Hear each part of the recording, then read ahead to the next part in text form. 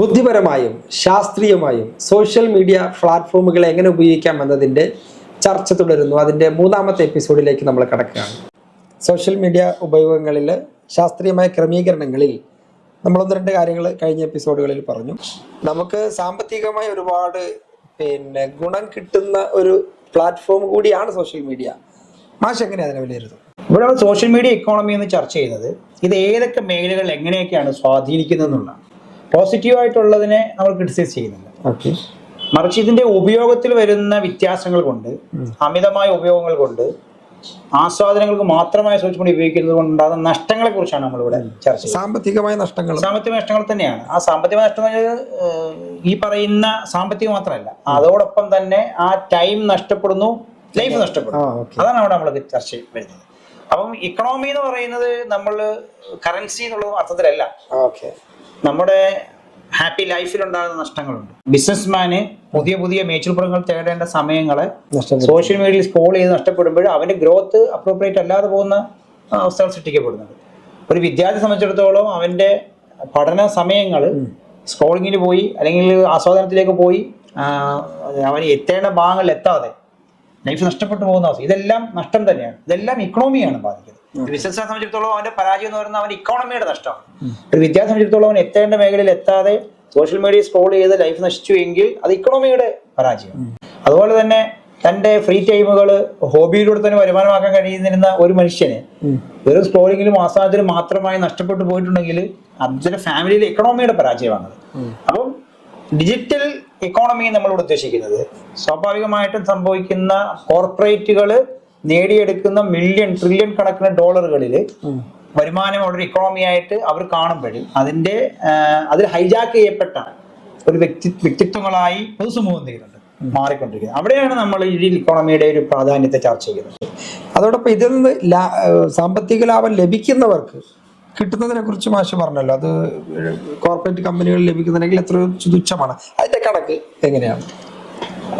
ഒരു മണിക്കൂർ ഈ അടുത്ത കാലത്തുണ്ടായ സർവേയിൽ നമുക്ക് മനസ്സിലാക്കാൻ കഴിയുന്നത്, ഒരു മണിക്കൂർ സോഷ്യൽ മീഡിയ ഉപയോഗിച്ചുകൊണ്ടിരിക്കുന്ന ഒരു വ്യക്തി $3 കോർപ്പറേറ്റുകൾക്ക് നൽകുന്നുണ്ട്. ഒരു മണിക്കൂറിന് $3 അവർ കോർപ്പറേറ്റ് സംഘങ്ങൾ നേടിക്കൊണ്ടിരിക്കുന്നത് ഒരു വ്യക്തിയിൽ ഒരാൾ സ്ക്രോൾ ചെയ്യുമ്പോൾ ലഭിക്കുന്ന ഒരു ഇക്കണോമിയാണ്.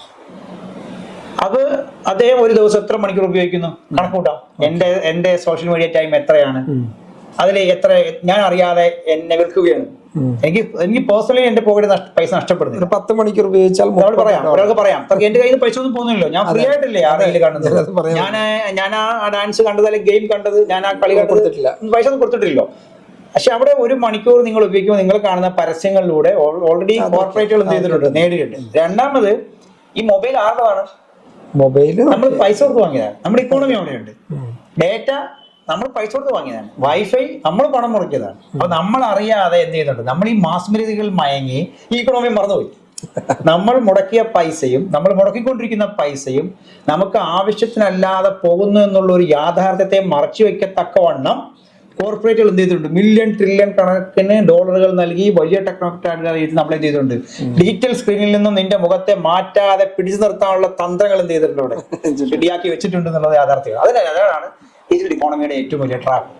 ഇതിനെ തിരിച്ചറിയാൻ കഴിയുന്ന ഒരു വ്യക്തിയാണ് ഈ ഡിജിറ്റൽ ഇക്കോണമിയെ പോസിറ്റീവായിട്ട് ഉപയോഗിക്കുന്നത്. ഒരു കണ്ടന്റ് ക്രിയേറ്റർ അല്ലെങ്കിൽ ഒരു യൂട്യൂബർ ഇൻസ്റ്റാഗ്രാമിൽ പരസ്യം കൊടുക്കുന്ന ഒരാള് അദ്ദേഹത്തിന്റെ പ്രൊഡക്റ്റിനെ വിൽക്കുന്നുണ്ടെങ്കിൽ പോസിറ്റീവ് ഇക്കോണമിയാണ്.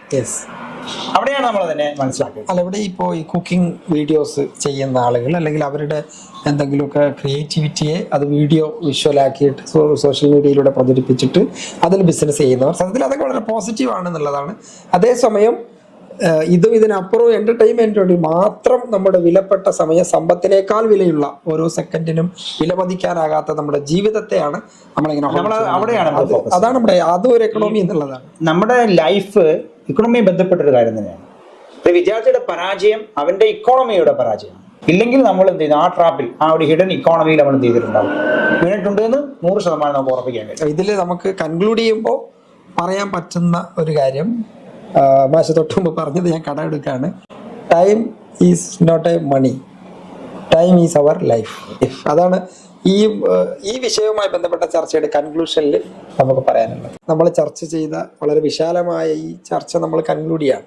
ഒരു കൺക്ലൂഷൻ എന്ന നിലയിൽ മാഷ് 2 വാക്ക് പറയുന്നു, നമ്മൾ ആ ചർച്ച കൺക്ലൂഡ് ചെയ്യണം. ഇത് നമ്മൾ ചർച്ച ചെയ്ത ഡീറ്റെയിൽ മിനിമലിസം എന്നുള്ള ഒരു പോയിന്റ്. രണ്ടാമത് നമ്മൾ ഡീറ്റെയിൽ ബ്രേക്ക് എടുക്കുക എന്ന് പറഞ്ഞിരുന്നു, അതും ബുദ്ധിപരമായ ഒരു സമീപനമാണ്. മൂന്നാമത്തെ നമ്മൾ തന്നെ ഡീറ്റെയിൽ ഇക്കോണമി തന്ത്രപരമായി ഉപയോഗിക്കുക എന്നുള്ളതും ഇതിന്റെ ഒരു സ്ട്രാറ്റജി തന്നെയാണ്. ഈ 3 കാര്യങ്ങളെയും കൃത്യമായി ഉപയോഗിക്കുമ്പോഴാണ് സോഷ്യൽ മീഡിയ എന്ന് പറയുന്ന ഒരു ട്രാപ്പിൽ നിന്നും, അത് നമ്മളെ ട്രാപ്പിലാക്കാൻ വേണ്ടി സൃഷ്ടിച്ച ഒരു സ്വന്തത്തിൽ നിന്നും വളരെ ബുദ്ധിപരമായി അതിലേക്ക് നമുക്ക് എത്തിച്ചേരാൻ, നമ്മൾക്ക് അതുകൊണ്ട് ഏണിങ്, നോളജ് അക്വയർ ചെയ്യുക, സമ്പാദിക്കുക, നമ്മുടെ ഡെയിലി ലൈഫിലെ കാര്യങ്ങൾ നടത്തിക്കൊണ്ടു പോകാനുള്ള ഒരു മീഡിയമായിട്ട് മാത്രം സോഷ്യൽ മീഡിയ ഉപയോഗിക്കുകയും അതിൻ്റെ ട്രാപ്പുകളിൽ നിന്നും മാറി നിൽക്കുകയും ചെയ്യാൻ കഴിയുക എന്നുള്ളതാണ് നമ്മൾ ഈ എപ്പിസോഡിലൂടെ വളരെ കൃത്യമായിട്ട് പറയാനായിട്ട് ശ്രമിച്ചത്. ആ ഒരു നമ്മൾ പറയാൻ ഉദ്ദേശിച്ച കാര്യങ്ങൾ കൃത്യമായി ഡെലിവർ ആവട്ടെ. നമ്മുടെ ഈ എപ്പിസോഡുകളൊക്കെ കണ്ട ആളുകൾ കൃത്യവും ശാസ്ത്രീയവും ക്രിയാത്മകവുമായി സോഷ്യൽ മീഡിയ പ്ലാറ്റ്ഫോമുകളെ ഉപയോഗപ്പെടുത്തട്ടെ എന്ന് നമുക്ക് പ്രത്യാശിക്കാം. വളരെ നന്ദി പ്രിയപ്പെട്ട മാഷ്, ഈ വിഷയത്തെക്കുറിച്ച് ചർച്ച ചെയ്തതിന്. Thank you.